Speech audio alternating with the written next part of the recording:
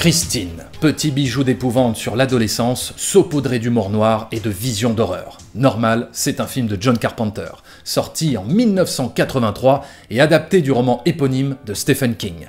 Et à cette époque, le réalisateur sort d'un échec douloureux avec le bide au box-office de son film The Thing. Je sais, ça paraît dingue de dire ça aujourd'hui, mais à sa sortie, ce chef-d'œuvre absolu a pourtant bien fait un four auprès du public. Donc en 1983, le projet Christine tombe soudainement entre les mains de John Carpenter comme une véritable aubaine, car adapter le roman d'un auteur aussi populaire que Stephen King est normalement une garantie de succès commercial. D'ailleurs, la production du film a été lancée avant même la publication du roman, tellement les producteurs avaient une confiance totale dans tout ce que pouvait pondre Stephen King. On verra par la suite que ce n'est pas forcément une science exacte, avec des films comme Les Évadés par exemple, qui n'a pas du tout rencontré son public lors de sa sortie en salle, mais l'a rencontré bien plus tard en cassette vidéo. Oh merde! Bref, étant donné que Christine était une adaptation et que ce n'était pas une histoire qu'il avait prévu de transposer à l'écran, le réalisateur a toujours considéré ce projet comme un film impersonnel, voire un film de commande dans sa carrière. Mais personnellement, je n'ai jamais vraiment partagé ce point de vue, tellement je retrouve dans Christine beaucoup de l'univers de John Carpenter. Une puissance maléfique insondable, un héros en proie à la paranoïa et la folie, une satire sur le fonctionnement de notre société, une mise en scène proche du western, notamment dans cette scène de duel, et bien sûr cette musique électronique menaçante. Toute cette musique joue un rôle primordial pour anthropomorphiser la voiture et refléter ses émotions.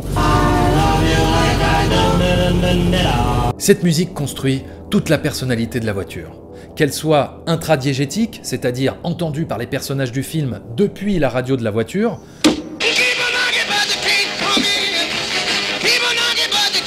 ou qu'elle soit extradiégétique avec la partition électro de John Carpenter. Comme le love theme au moment où Arnie rencontre Christine pour la première fois.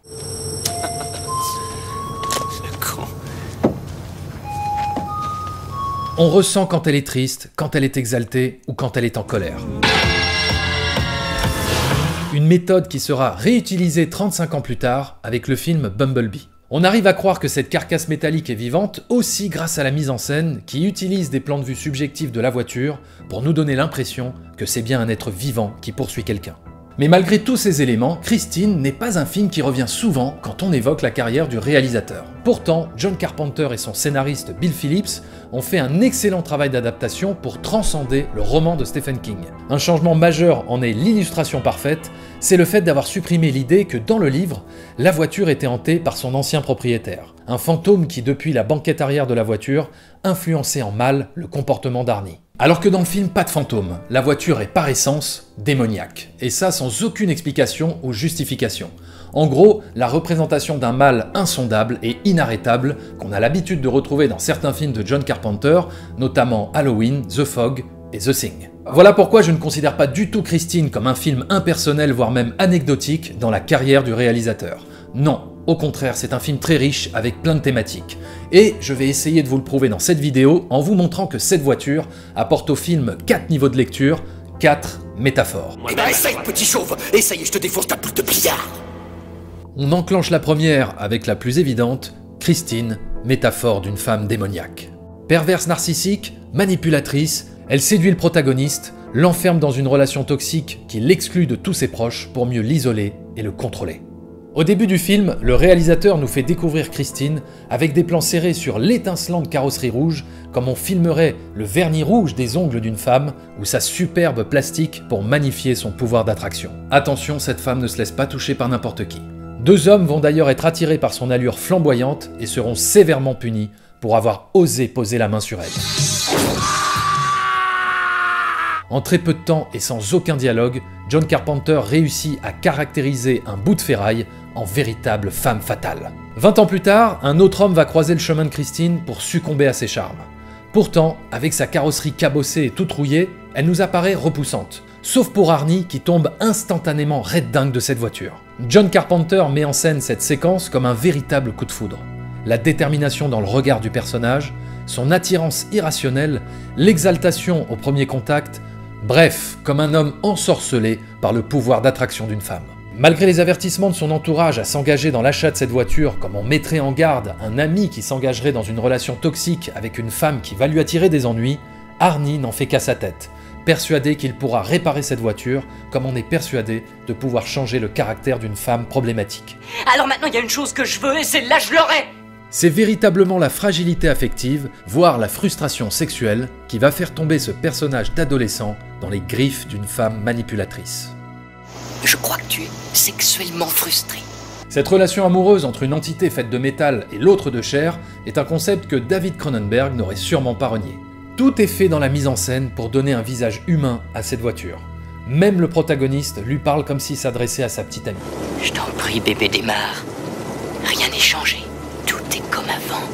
Et voilà pourquoi cette scène me met toujours mal à l'aise. Étant donné que la voiture a été clairement humanisée, on n'assiste plus ici à la destruction d'un bien matériel, mais bien à une scène de viol.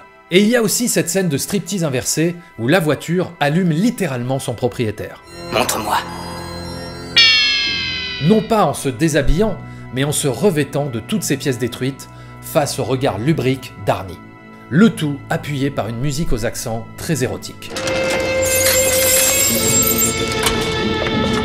Sacrée petite allumeuse la garce. Telle une femme possessive, Christine va détruire toutes les relations qu'Arnie entretient avec son entourage pour mieux l'isoler et le dévorer. Il coupe les ponts avec son meilleur ami Denis, il envoie chier ses parents, il brutalise sa petite amie. Ne me touche pas, connasse. C'était bien ce que tu voulais, n'est-ce pas? T'as pas le plus de cette voiture. T'as pas le plus de cette voiture.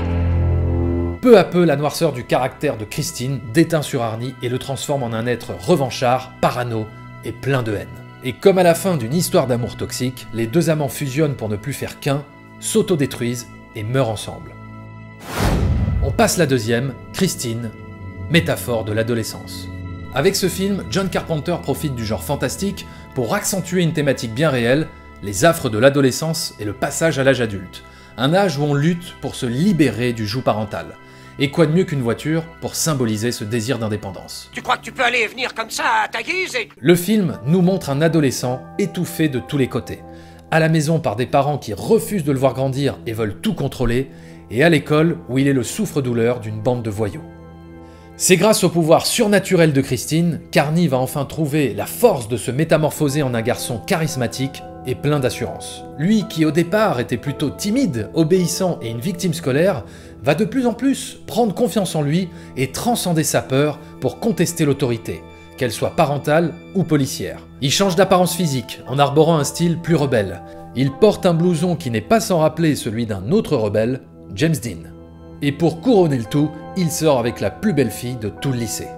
Bref, il a ce pouvoir de conquérir le monde que Christine lui a offert. On passe en troisième. Christine, métaphore du Christ. Répète ce que tu viens de dire. Rien que le préfixe de son nom peut nous y faire penser. D'ailleurs, d'où vient cette voiture? Ok, elle est née dans une usine, mais d'où lui vient son âme, son esprit? Est-elle une envoyée de Dieu pour nous délivrer un message? Tu ne t'attacheras pas aux biens matériels? Et il y a cette scène où la voiture se fait torturer et massacrer à mort par une bande de voyous pour finalement revenir à la vie, comme Jésus qui, après avoir été torturé et tué sur la croix, ressuscitera par miracle. Bon, j'avoue que celle-là est un petit peu capillotractée, et puis dans les intentions, on est quand même plus proche d'une créature satanique que de Jésus. Je suis peut-être allé un peu trop loin. Alors ferme ta grande gueule. Et on passe en quatrième, Christine, métaphore du fétichisme. Christine, c'est aussi la critique d'une société de consommation obsédée par le matérialisme. Une société dans laquelle le signe extérieur de réussite sociale passe par l'acquisition d'une putain de bagnole. C'est la voiture de Cunningham, ça? Le parcours du personnage d'Arnie Cunningham démontre cette superficialité de nos sociétés. Car finalement, à travers le film, on voit que le meilleur moyen pour s'épanouir, pour se faire respecter ou affirmer sa supériorité, est dans l'achat d'un bien matériel. Il y a évidemment quelque chose d'assez pathétique à voir le protagoniste parler à un tas de ferraille comme il parlerait à un être humain, mais finalement, ces scènes révèlent le caractère aliéné qui peut nous habiter quand on place énormément d'affection dans un bien matériel. Et comme le dit très bien Tyler Durden dans Fight Club, Things you own end up owning you. Et c'est ce qui arrive à Arnie dans Christine, il est possédé par cette chose insignifiante dont il devrait avoir normalement l'ascendant, mais qui malheureusement va l'obséder et l'exclure de la société. Aucun connard ne viendra se mettre entre moi et Christine. Une façon extrapolée de dénoncer le fétichisme que nous pouvons avoir à l'égard du matériel. Sinon, petit aparté, mais j'ai toujours trouvé très similaire ce plan-là avec l'avant-dernier plan du tout dernier épisode de la série Breaking Bad. Donc attention, spoiler, je vais le montrer. Voilà, ce plan de la main de Walter White qui caresse une dernière fois avant de mourir l'objet de sa destruction, qui se trouve être également l'objet de tout son pouvoir. Voilà ce que je voulais vous dire sur l'un de mes films préférés de John Carpenter. Désolé si j'ai spoilé à mort ceux qui ne le connaissaient pas. J'espère quand même que je vous aurai donné envie de découvrir ce film ô combien important, ce film culte que j'affectionne particulièrement. D'ailleurs, j'en profite pour vous rappeler qu'une nouvelle édition Blu-ray du film, remasterisée en 4K, sortira le 18 septembre en France, grâce à l'éditeur Carlotta, et que bien sûr je vais m'empresser d'acheter pour remplacer cette version que j'avais déjà là, car finalement, moi aussi je fais partie de cette société capitaliste et matérialiste.